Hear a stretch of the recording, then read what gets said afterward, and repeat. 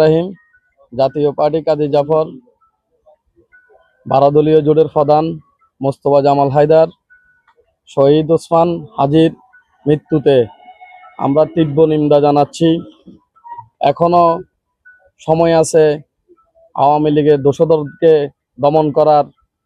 এই যে কিছুদিন আগে আমরা শুনতে পারলাম নির্বাচনের 18টা দল নিয়ে নতুন করে আরেকটা জোট হয়েছে। এরা সম্পূর্ণ আওয়ামী লীগের দোষরক এরা ছিল।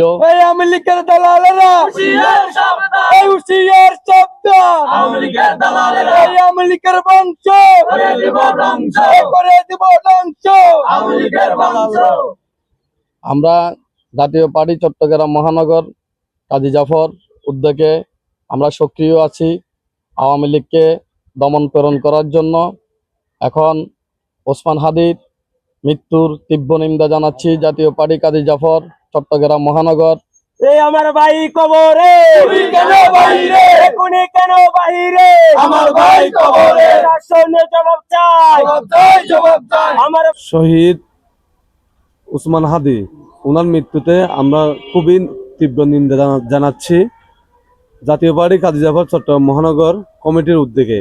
আজকে আমরা খুবই দুঃখজনকভাবে এখানে উপস্থিত হয়েছি। এখনো পর্যন্ত আওয়ামী লীগের দূষর যেগুলো আছে এখনো পর্যন্ত বাইরে থাকি গেছে, বুঝছেন।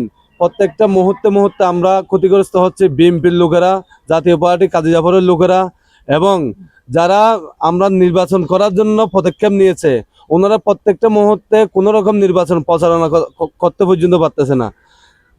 জাতীয় পার্টি কাজী জাফর চট্টগ্রাম মহানগর উদ্যোগে গতকাল শরীফ ওসমান হাদি, ওনাকে গত সপ্তাহে গুলি করা হয়েছিল।